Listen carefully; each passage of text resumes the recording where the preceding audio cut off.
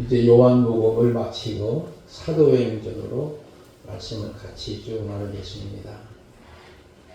오늘 주제는 교회가 세상의 소망이라, 이런 주제로 말씀을 나누겠습니다. 먼저 우리가 중요한 것은 지금 산불론에서 많이 어려움을 당하는 이재민들, 불구덩이에서 다시 일어서도 이재민을 위해서 우리가 조금이라도 손잡아 줄 수 있는 그런 마음을 갖고, 또 우리 한국교회 봉사단이 모금활동하고 있습니다.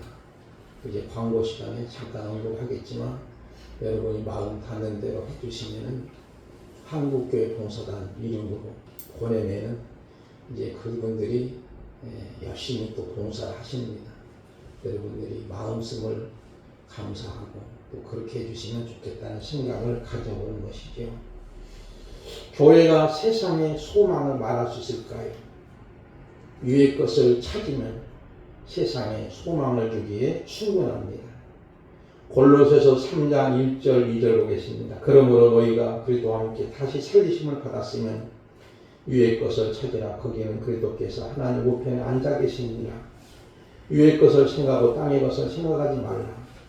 무슨 말이냐면, 위의 것은 하나님의 것이지 우리의 꿈이 앞에서 오는 것이 아니, 대부분이 그렇게 인식하는데 위에서부터 오는 거예요.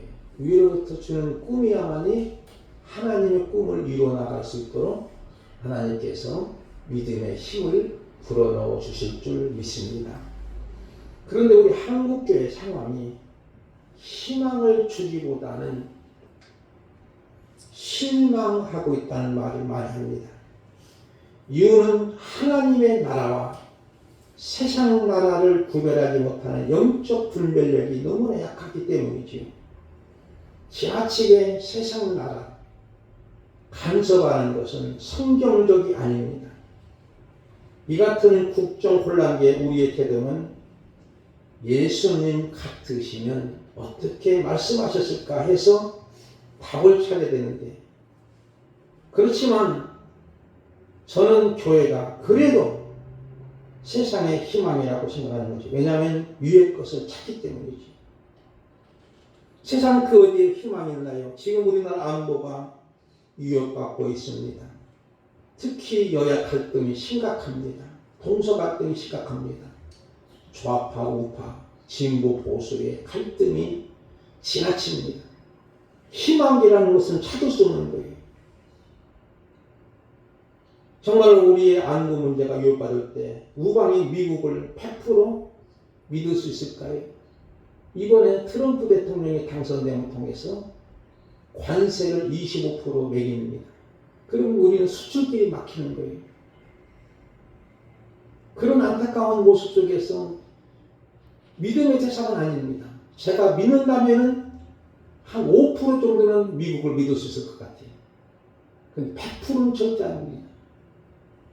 특히 일본 같은 경우도 여러분 잘 알겠기, 독도를 계속 자기네 땅이나 옮기고, 위안부 문제도 속 시원하게 사과도 제대로 못하고 한 것쯤 하다가 말을 바꾸고 하는 일본을 믿을 수 있을까요? 북한의 핵무장을 반대한다고 하면서도 북한에게 원조하고 원유 등을 주는 중국도 마찬가지죠. 그러니까 세상에는 믿음의 대상이 없는 거예요. 오직 믿음의 대상은 하나님 뿐임을 믿으시기 바랍니다. 오직 예수님 뿐임을 말씀하는 거지. 희망을 주는 교회를 통해서 하나님이 이 나라 이 민족의 안보를 분명코 책임져 줄 거예요. 지금 우리 한국교회가 희망을 주지 못하는 것은 교회가 지나치도록 기복사상이나 무당화에 빠져있는 안타까운 모습이에요. 무당화를 빨리 끝내야만 됩니다. 우리가 역사적으로 잘 보면은 신라 1000년 동안, 고려 400년 동안, 무려 1400년 동안 불교가 나라를 지배했었어요. 그래서 그때는 집 건너편에 절간, 또 집 있으면 절간 있고, 그러다가 정부전의 계획으로 20년, 30년 안에 무너져 스님들이 산으로 도망쳤지. 이번에 산불 사건 통해서 절반이 붙었다는 이야기를 들어봤습니다. 유교는 조선 말기에 기독교에서 10년도 안 걸리고 발로 차게 됩니다. 이런 것들은 다 선인들이 무방해서 그래요.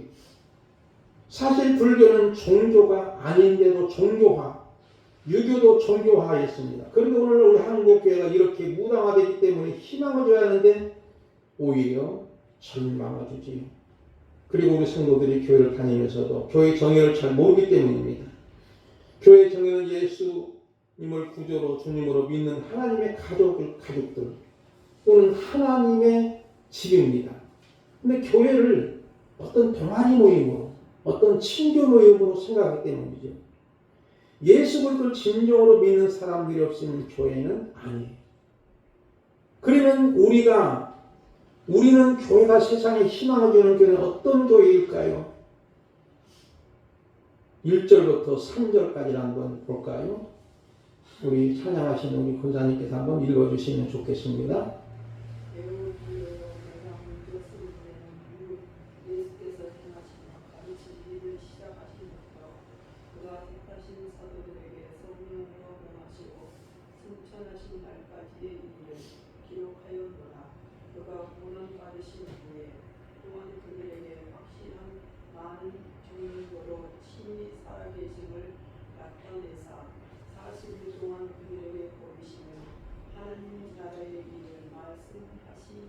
아멘. 감사합니다. 저자인 누가는 사도행전하고 누가복음을 기록한 거예요. 누가복음에 대해서 먼저 설명하는 것은 바로 십자가에 죽으시고 부활하신 예수님이 하나님의 나라 이 일을 말씀하셨다고 하면 바로 이것이 복음의 핵심이기 때문이죠. 이 복음의 내용을 수신자는 데오빌레요. 1절에 보니까 먼저 쓴 글은 누가복음이지요. 누가복음의 핵심을 먼저 다시 얘기하면 그만큼 복음이 중요하고 누가복음에서 수신자 데오빌레 각하라고 칭호를 했는데 사도행전은 자세히 보니까 각하라는 말이 쏙 빠져있어요. 존칭이 생략되면 데오빌레에게 존칭이 없는 것은 무슨 뜻이냐면은 교회의 공동체는 서열로 말하는 것이 아니고 조직이 아니라 지고를 막론하고 온 성도들이 주 안에서 한 가족이라는 거예요. 교회는 회사처럼 소율성, 능력, 기능을 따지는 것이 아니에요. 자녀 중에 부족하지 않은 게 있다 해서 출근시키는 것이 아니에요. 가족이면 다 포용하고 함께 간다는 거예요. 만약에 우리가 교회에 일단 재미가 있어야 한다고 하면 동아리고요. 만약에 교회는 먼저 구제를 많이 해야 된다고 하면 사회복지기관입니다. 물론 해야 합니다. 그러나 요즘에는 교회보다 더 잘된 공공복지관들이 넘쳐납니다. 만약에 신용사가 많이 일어나야 한다. 은사가 필요하고 있습니다. 그러나 복음서의 기적과 이적은 다 영원 구원의 통로 또는 방편이지 목적은 아니라는 거예요. 우리는 그래서 여기서 복음의 말씀이 없는 교회는 교회가 아닌 거예요. 그래서 복음이 빠지면 세상에 희망을 주지 못합니다. 복음에는 그 말씀 자체로도 신비한 능력이 나타나요. 인생을 없지만 잠언서 13장 13절 말씀을 인용하겠습니다. 말씀을 멸시하는 자는 패망을 이루고 계명을 불허한 자는 상을 얻느니라고 지난 금요일 같이 말씀 나눈 적이 있습니다. 로마서 1장 15절, 16절, 17절 말씀 보면은 복음의 자체가 얼마나 신비한 능력인지 보여줍니다. 우리 차현승 원사님 한번 읽어주시면 고맙겠습니다. 그러므로 나는 할 수 있는 대로 로마에 있는 너희에게 복음을 전하기를 원하노라. 제가 복음을 부끄러워하지 아니하노니 이 복음은 모든 믿는 자에게 구원을 주시는 하나님의 능력이 됨이라. 먼저는 유대인에게요 그리고 헬라인에게로다. 복음에는 하나님의 의가 나타나니 믿음으로 믿음에 이르게 하나니 기록된 바 오직 의는 믿음으로 말미암아 살리라 함과 같으니라. 아멘. 감사합니다. 복음에는 복음에는 하나님의 의가 나타난다. 믿음으로 믿음에 이르가니 기록된 바 오직 의인은 믿음으로 말미암아 살리라는 것 같으니라 했는데, 바울이 그래서 할 수 있는 대로 로마까지 간다고 하는 것은 목숨을 거는 거예요. 생명을 걸고 내가 너에게 복음을 전하기를 원한다고 하는 거예요. 그래서 자기는 복음을 부끄러워하지 않는 거예요. 이 복음에는 믿는 자에게 구원 주시는 하나님의 능력이 나타나기 때문이죠. 먼저는 유대인이고 그 다음에는 헬라인이에요. 모든 사람들에게 복음이 들어가면 신비한 능력이 나타나 우리를 변화시키는 힘이 있기 때문에 바로 복음이 살아있는 교회는 이 땅에, 이 세상에 희망을 주기에 충분할 줄 믿습니다. 복음이 살아있다는 것은 무엇을 의미할까요?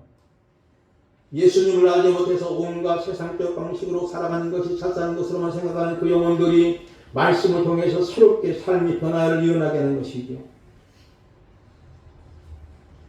지난번에 금요일 밤에 말씀드렸는데 인용하겠습니다. 배너 이야기. 여러분, 배너라는 영화를 안 보신 분들이 별로 없을 정도로 명화 중에 명화입니다. 미 육군 퇴役장군 올리스라는 사람이 소설가로 변신해서 반기독교자예요. 그리고 무신론자인데 성경을 통해서 이것은 허구다. 예수 믿는 것은 바보짓이다. 그러면서 반기독교적인 소설을 쓰려고 이제는 성경을 보기 시작한 거예요. 그리고 예수님에 대한 이야기, 역사서를 또 보는 거예요. 보는 중에 그 올리스가 갑자기 돌변하는 거예요. 십자가 앞에 무릎을 꿇고 자복하고 회개하고 눈물을 흘리는 거예요. 그러면서 그 하는 말이, 나는 예수님에 관한 이야기를 발견했을 뿐만 아니라 예수님이 내 책의 중심이 되었고 내 삶의 중심이 되었다고 고백하는 거예요. 그것이 이제 결국은 영화돼서 세계적인 명화 중에 명화가 되는데, 마지막 장면 우리가 잘 아는 대로 문둥병 환자가 예수님 앞에 고침받는 역사가 일어나면서 사람들의 마음이 확 변화시키는 내용으로 마지막 장면이 마쳐지는 거예요. 여러분, 바로 성경은 그 말씀 자체, 문자 하나하나 그 자체로도 신비한 능력이 일어나는 거예요. 그러면 우리는 말씀을 멸시하거나 무시해서도 안 됩니다. 말씀을 멸시하는 자는 패망할 것이요, 말씀을 경외하고 두려워하는 자는 상을 얻는다고 잠언서 13장 10절에 말씀하는 것처럼, 사랑하는 성도 여러분이요, 우리는 그러기에 한 영혼을 궁히 여길 줄 알아야 됩니다. 소중히 여길 줄 알아야 돼요. 왜냐하면 천하보다 귀한 영혼이기 때문이지요. 하나님의 평가는 그래요. 세상은 그러지 않을지라도 돈 많은 사람, 권력 있는 사람 평가는 엄청나지요. 여의도 대통령이 있는 것처럼 엄청나지만, 그러나 중요한 건 뭐냐면 가장 나약하고 가장 연약하고 아무것도 아닐 것 같은 멸시와 천대받는 사람일지라도 하나님 앞에는 천하보다 귀한 존재, 하나님의 걸작품을 믿으시기를 바랍니다. 그러면 그 영혼을 궁히 여기는 거예요. 궁이란 무엇일까요? 원어에 보면 마함이라는 말을 쓰는데 자궁이란 뜻입니다. 무슨 뜻이냐면, 아기 엄마가 아기를 임신하면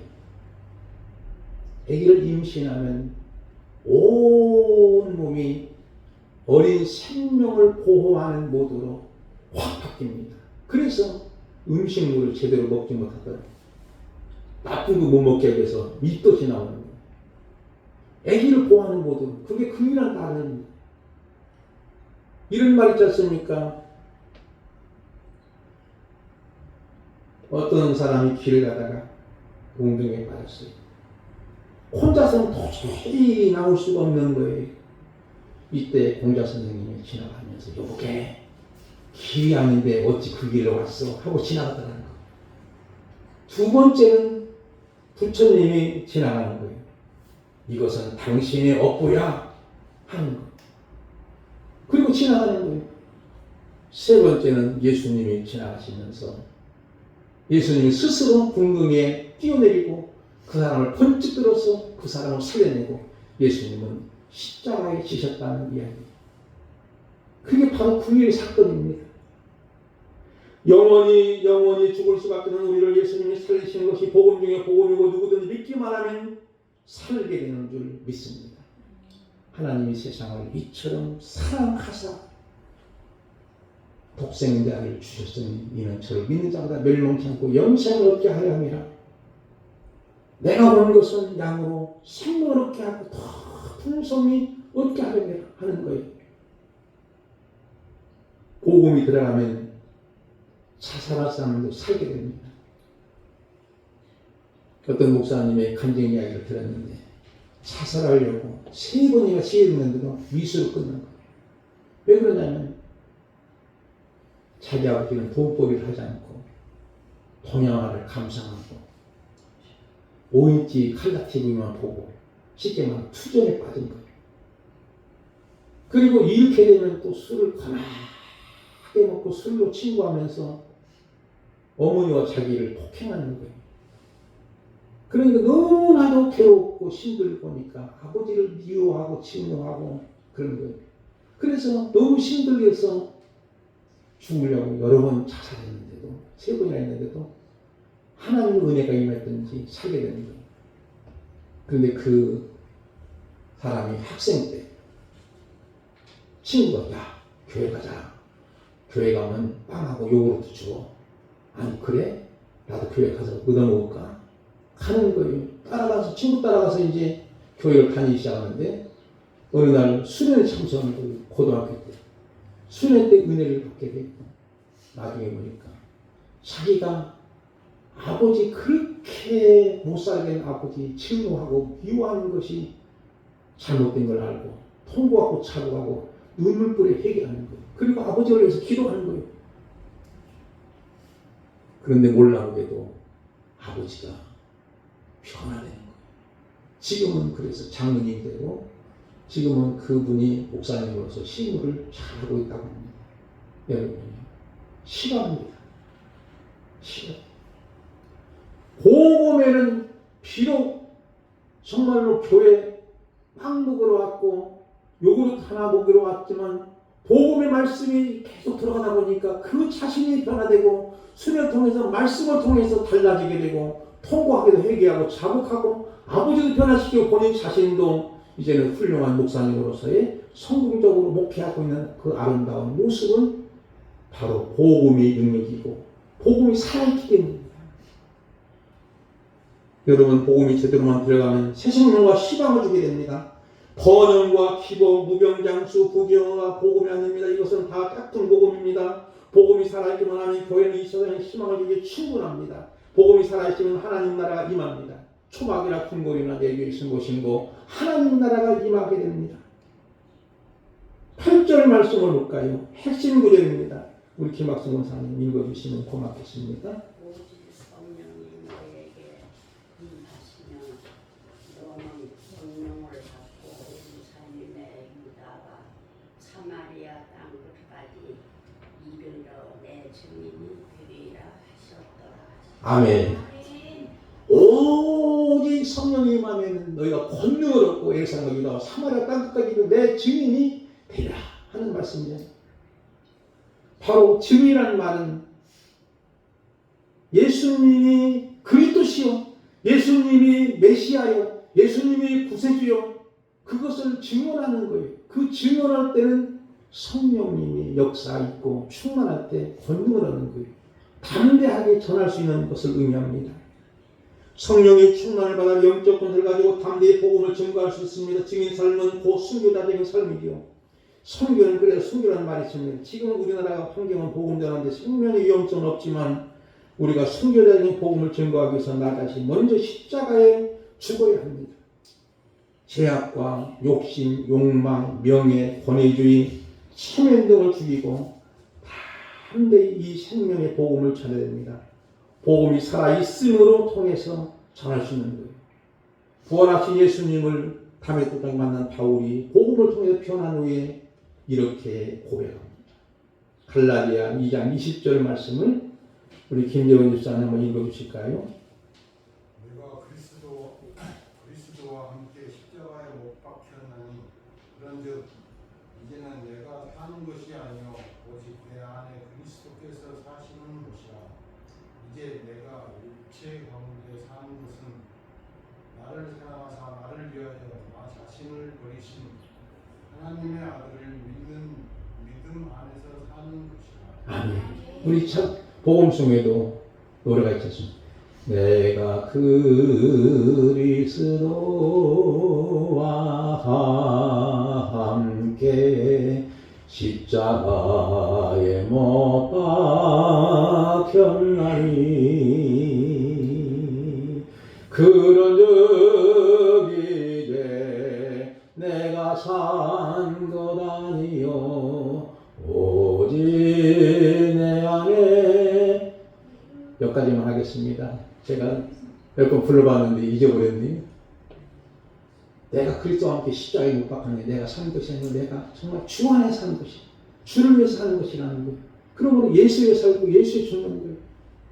그런 역사는 복음이 살아있기 때문이고, 복음이 살아있으면 세상에 희망을 주고, 복음이 살아있기 때문에 성령이 충만한 가운데 담대하게 증거할 수 있습니다. 그런 면에서 자연스럽게 세상에 희망을 주는 교회는 성령의 임재가 있는 교회인데 4절과 5절 말씀이 잘 나타납니다. 우리 박사님 집사님 한번 읽어주실까요? 사도와 함께 모이사 그들에게 분부하여 이르시되 예루살렘을 떠나지 말고 내게서 들은 바 아버지께서 약속하신 것을 기다리라. 요한은 물로 세례를 베풀거니와 너희는 몇 날이 못되어 성령으로 세례를 받으리라 하셨느니라. 아멘. 감사합니다. 예루살렘을 떠나지 말고, 사실 그 당시 예루살렘은 핍박과 환난과 박해를 통해서 모든 성도들은 흩어지는 거예요. 디아스포라가 되는 거예요. 그 사도들만큼은 떠나지 않는 거예요. 120명 성도들이 모여서 전혀 길에 힘쓰는 거예요. 왜? 성령을 받기 위해서. 마침내 2장에 가서 성령의 충만이 임하는 성령 감리이 일어납니다. 그러므로 성령 세례가, 성령의 임재가 있는 곳이 복음이 살아있는 것이고, 그런 교회가 바로 세상에 희망을 주기에 충분합니다. 우리가 예수님의 증인됨의 삶에 부족하고 전도함이 약해진 이유는 역시 성령에 충만치 못하기 때문이죠. 성령에 충만하지 못하는 제자들이 예수님께 뭐라고 해주나요? 6절 보니까 이런 말씀이 나옵니다. 우리 6절 말씀은 권영희 권사님 한번 읽어주실까요? 그들이 모여서 예수께 여쭈어 이르되 주께서 이스라엘 나라를 회복하시니 이때이니까 하니. 아멘. 예수께서 이스라엘을 회복하시니 이때이니까. 이건 정치적인 나라를 의미하여 하나님의 나라를 모르는 거예요. 아직도 성령이 못 받으니까. 그리고 여쭈어 이 말은 나오죠. 여쭈어. 6절 말씀 보니까 예수께 여쭈이는데 이 말은 공손한 말이 아니에요. 그냥 예수님께 바짝바짝 압박을 가하는 질문입니다. 회복하시는 이때입니까? 이 나라의 정치적인 메시아로 당신이 왕으로 오시면은 우리가 다 같이 한 자리 좀 해야 되는데, 하다못해 국무총리도 하고 내무부 장관도 하고 하여튼 장관 하나 때문에 우리가 하려고 하는데 언제입니까? 언제예요? 이렇게 바짝바짝 이렇게 하는 거예요. 회복이라는 말도 영성회복이 아니고 영토 반환을 의미합니다. 로마로부터 영토 반환을 요구하는 언어를 사용하는 거죠. 그러므로 제자들이 압박하는 질문은, 이렇게 질문하는 의도는 성령을 통해서 건설한 하나님의 나라를 단지 민족적이고 정치적으로 또한 세속적으로 오해하기 때문에, 그래서 예수님은 실제로 보니까 때와 시기는 아버지께서 자기 손에 두셨으니 너희는 알 바 아니요 그러죠. 너희는 알 바 아니야. 때와 시기는 다 하나님께 달려있는 거예요. 성령 충만치 못하면 신앙생활에 기쁨이 없습니다. 우리 교회가 작은 공동체이지만 이 세상에 희망을 줄 수 있기에는 우리 모두가 살아있는 복음의 말씀을 접하고, 말씀이 길에 우리 가운데 거한 것처럼 말씀이 내 속에 육화되고, 살아있는 말씀이 이 말씀을 사모하고, 그리고 성령 충만해서 예수 그리스도가 구주심을 삶을 통해서 전해지기 때문입니다. 그러므로 혼돈과 공허, 흑암의 땅에 새 희망을 주기에 간절히 축복하고 또 축복합니다. 우리 찬양 드리고 기도하는 시간 갖겠습니다. 찬송가 210장